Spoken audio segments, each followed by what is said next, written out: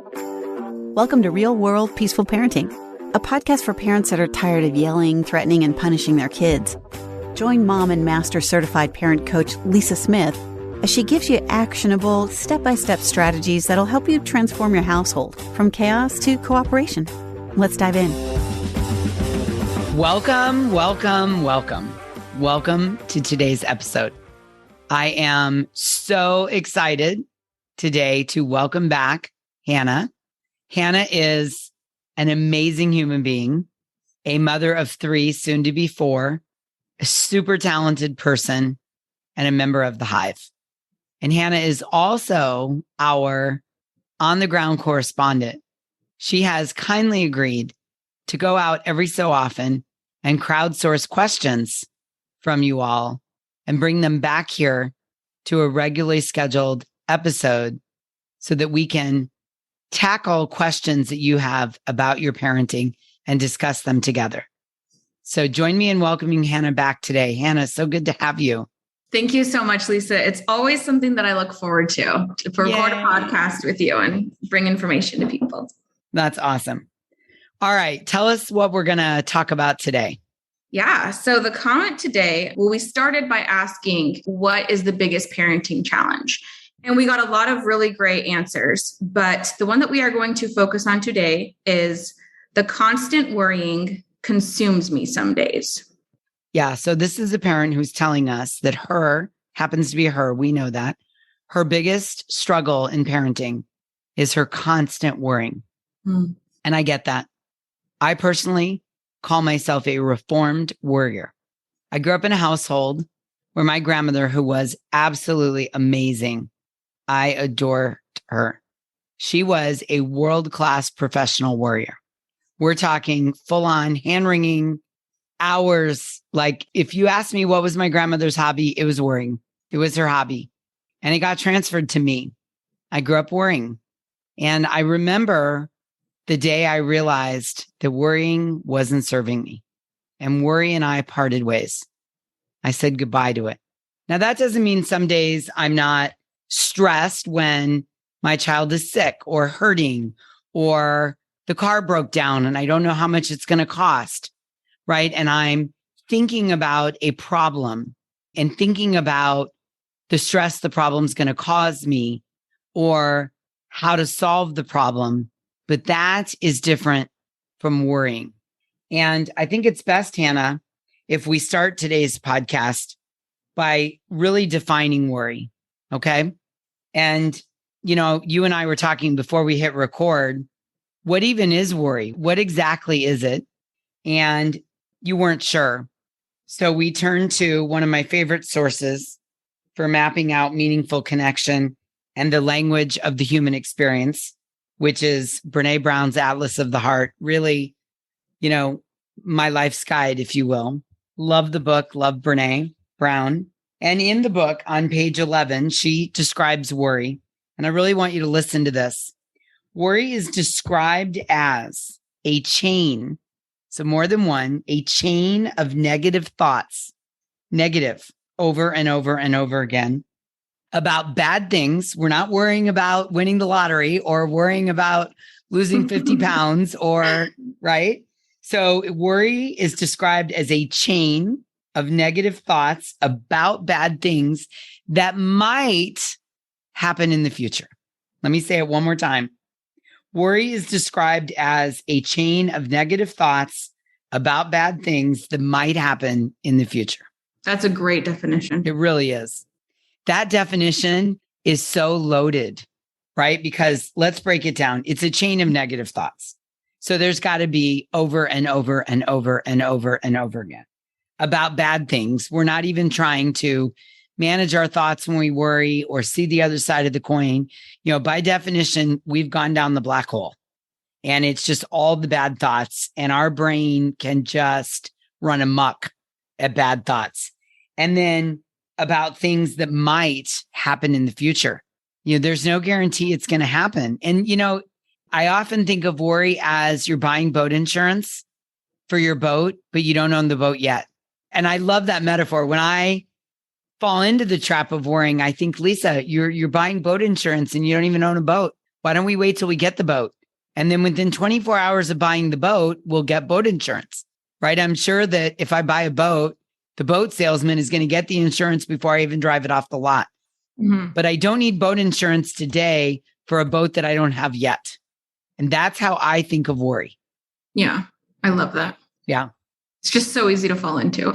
It is, especially about our kids. You know, I think where worry is most prevalent in us is in things we don't control. Right. And, you know, we can't control our kids. They're other human beings. And so, you know, we worry when they're little about things like choking on a hot dog or getting hurt on a trampoline or slipping while running by the pool. And then as they get older and older and older, the worries change. I can certainly attest to this. My son having recently had his 18th birthday. Right. So I also think that worry is a habit. It's a pattern that your brain runs. And this is what I noticed about me many years ago, is that I had a pattern of worrying. And it was almost like I didn't feel, quote, normal if I wasn't worrying about something. So I think it's a habit that we run.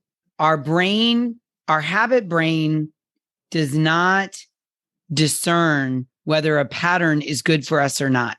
So let's say that someone grew up in a household of a lot of mental health issues in an extended family. And there's a lot of worry about, quote, is my child going to be okay? Once you get into the pattern of that, it may be going in the background without you even realizing it. The problem with this is it's an energy drain. It is incredibly draining of one's mental focus and energy to worry all the time. Can you see that? Yeah, I absolutely can, personally. Yes. So what do we do, Lisa? Well, let me just say a couple more things. The other problem with worry, and I see this in clients I work with, when you spend a lot of time worrying, you're easily triggered into storming when the thing that might happen in the future happens, or even some version of it, a mild version of it, right?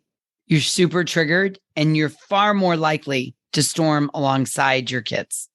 So I want everybody to realize that you're far more likely because you're spending all this energy thinking about this thing, negative thoughts, right? It's a chain of negative thoughts about bad things that might happen in the future.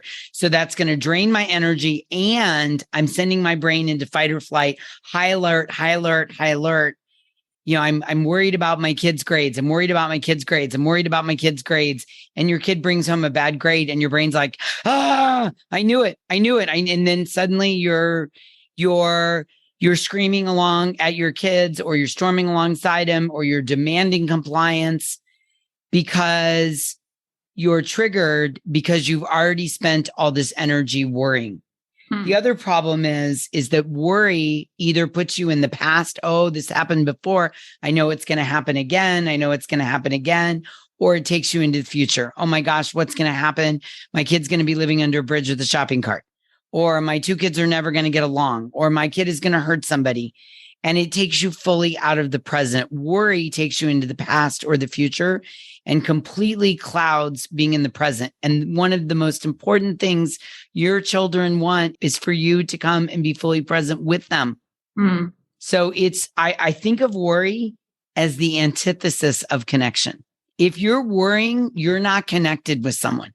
Yeah, I can see that. Let's say someone's worried about their job. Oh, I'm worried about, it's really hard to do a good job when you're worried about your job, right? Or let's say you're worried about your relationship with your co-parent. You're worried about it. It's hard to be relaxed and fun and enjoyable when you're worried about the relationship. So it is the antithesis of connection. All right.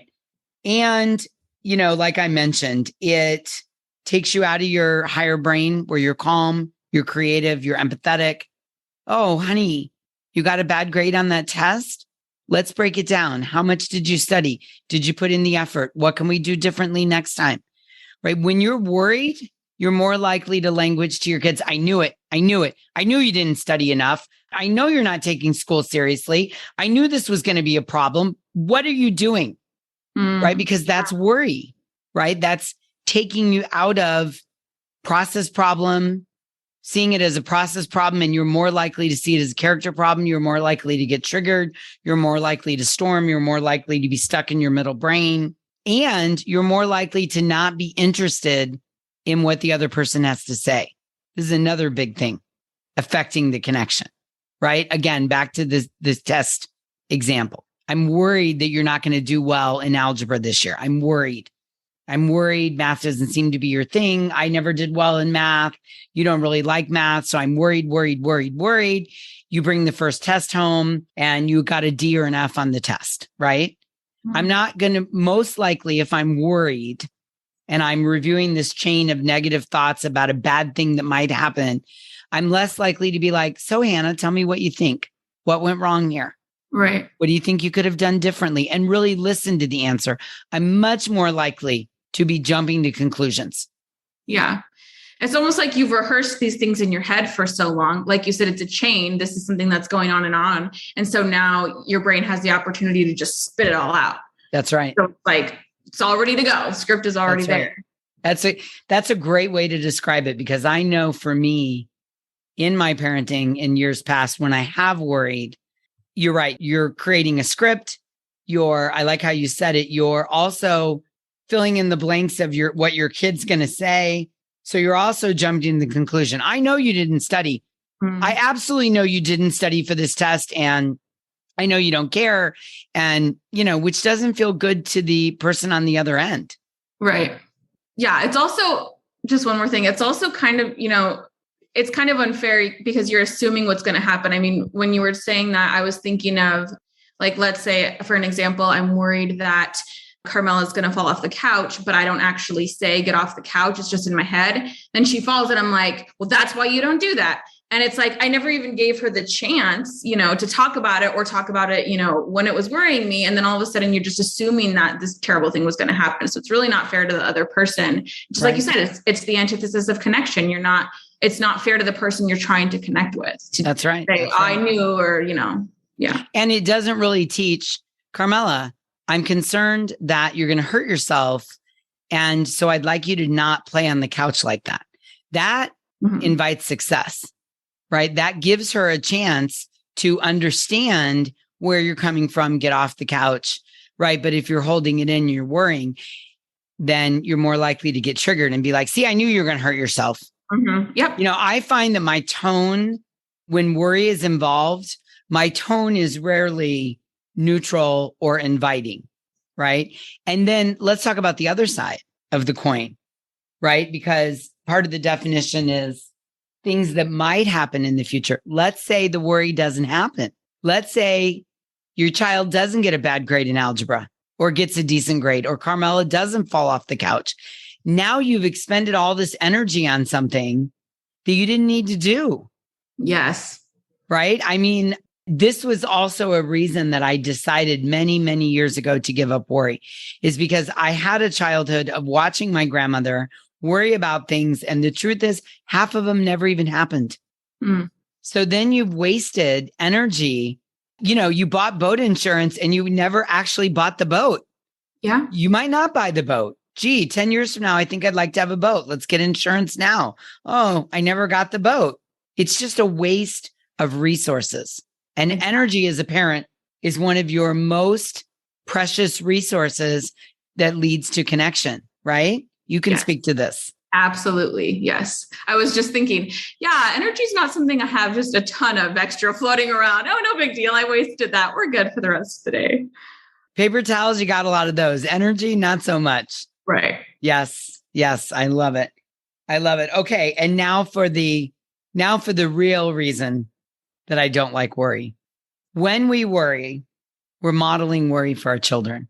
My girlfriend and I were just talking about this weekend. We were talking about growing up with fears. And, one of the byproducts of my grandmother's worry is that she transferred the skill of worry to me, but also a lot of fear.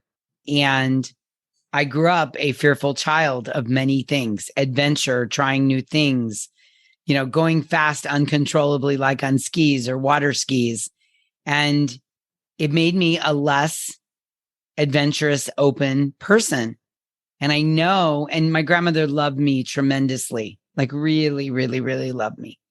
But I inherited the worry because she modeled that for me by worrying out loud all the time. Yeah. Tell me about that for you. Yeah, I can totally see it. I mean, I can see it in my own childhood, and then I can see it with my children, because especially if you have a child who's empathic or highly sensitive, and then you're just constantly voicing this, and then you just see it in their terrified little face. And yeah, that's really rough. I can definitely see how that would happen. Yes. Yes. So not something I want to model. Right. Yes. And I remember when Malcolm was little, I worked really hard at breaking the cycle of worry. And I was very conscientious of it. That was one cycle that was passed down to me from the people that took care of me. That was one cycle, even before I got onto peaceful parenting. That was one cycle that I was determined to break. I didn't want to raise a kid that couldn't assess risk and that was fearless and a daredevil and did crazy things. I don't have one of those. But I also didn't want to raise a child that grew up constantly worrying about things, events, and many times we're worrying about things we can't even control. Right. And so, for anyone who's relating to this, if you're like, whoa, Lisa, you're freaking me out because I feel like you're in my brain. The invitation is to notice this, is to acknowledge it. I'm a graduate of the School of Worry, and I'm going to return my degree, and I'm going to break the cycle. It starts with me, and I can point my family in a new trajectory. I can give up worry. We can get a divorce. We can part ways. However you want to think about it. I can send worry back on its way to find another family. But worry and I are no longer in a relationship together. And I'm doing this for my own preservation. I don't need boat insurance before I own the boat. But also my motivation is to be a cycle breaker and to not model this out loud, or subconsciously for my children. And I can teach them to assess risk. I can teach them to be aware. I can teach them there are consequences to choices, right? Those are all very useful tools. But I don't need to teach them how to become an expert at creating a chain of negative thoughts about bad things that might happen in the future. I can break that cycle by being committed to that, by being mindful of it, by recognizing it and working to create a new pattern in my brain. And this is what I did. I spent a couple years, every time I found myself worrying, I would say to myself, worry doesn't serve you. And I would say to worry, you may go now. And then I realized that I was conserving energy for when problems really appeared and I needed to go into problem solving mode or risk assessment mode or decision mode. Then I would free that energy up to focus on those activities. Because the truth is, if you're worrying all the time, you're worn out from it. Yeah, absolutely. Yeah, that makes a lot of sense.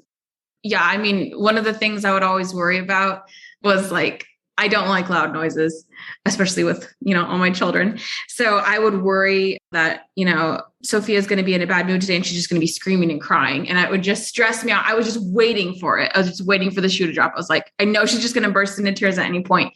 Then when she did, like you said, I was just so mad, so upset. I had this script ready. I knew it. I knew I couldn't handle my kids. I knew I couldn't be alone with them. But recently I did kind of a little bit of thought work and talked to myself a little bit. And then she didn't really cry, and then when she did, like you said, I just had this opportunity to be creative and just kind of really figure out what she wanted. And I was more connected with her. And then it stopped so quickly. And it was baffling to me that, I had been wasting so much time and energy on this very small thing that didn't always even happen. There you go. And when you don't worry, and it does happen, you're so much more present with her, yes, connected with her and able to say, hey, sweetie, what's going on? What do you need? Yeah. Right. Rather than, I knew it. I knew today was going to be a bad day. I knew she was going to have, right. That doesn't feel like connection. No, especially to verbalize it. Yeah. No. Right. No. Or to jump to the end of the conclusion. I mean, let's say that you're worried about that and she does start making a big loud noise. For all you know, she's got a splinter in her finger. Exactly. Right. Yeah. Or she fell down and bumped her knee and she needs a hug. But because you had that script in your head, one would immediately miss that. And that's also part of connection. Yes. What happened? Tell me more. What do you need? Right. But we're skipping past that. We're not even asking, what do you need? Because we have that script in our head from the worry where we're jumping straight to the conclusion. Oh, she's giving me a hard time. Why does she have to do this every day? This is so ridiculous. And we're off to the races, as they say. That's so true. So just to say this one more time so that you hear this, worry is the antithesis of connection. So if you want to be connected as you're working down the path of real world peaceful parenting and you're working to connect with your kids, take an assessment, do a worry assessment. How worried am I? What do I worry about? How often? Am I willing to let go of worry? Right? Because it's a chain of negative thoughts about bad things that might happen in the future. And worry doesn't help you. It's not like, well, if I worry, it won't happen. That's not how it works. True. I thought that for a period of time. I thought worrying was insurance. Well, it is insurance, but it's boat insurance and you haven't even bought the boat. And once I realized that and I had that aha moment, I was like, oh, that's why it's not a good idea. And also just the draining of the energy as a parent, right? If you spend all day thinking my daughter's going to be upset, she's going to be loud, she's going to be cranky when I pick her up, like that's just a lot of energy. And then you pick her up and she's a delight. Yeah. It's like, whoa, okay, well, I can't get that energy back. Yes, true. I love it. I love it. Hannah, thank you. It was a great question you brought to us today, an absolutely great question. And I hope that the person who posted that finds this helpful. And I think we actually had a lot of postings about worrying. So we saw the need to bring this topic forward. And if you can relate to this, if you're the queen or king of worry and you're like, oof, man, that hit close to home, then I want you to think about being a cycle breaker. And I want you to think about changing the trajectory of your family in the department of worry by working on letting go of it, by committing to every time you notice it, to not doing it. Yeah? Awesome. Okay. Until we meet again, I'm wishing you peaceful parenting. Thank you so much for listening today. I want to personally invite you to head over to thepeacefulparent.com/welcome and sign up for my free Peaceful Parenting mini course. You'll find everything you need to get started on the path to peaceful parenting just waiting for you over there at www.thepeacefulparent.com/welcome. Can't wait for you to get started. Thanks for listening to Real World Peaceful Parenting. If you want more info on how you can transform your parenting, visit thepeacefulparent.com. See you soon.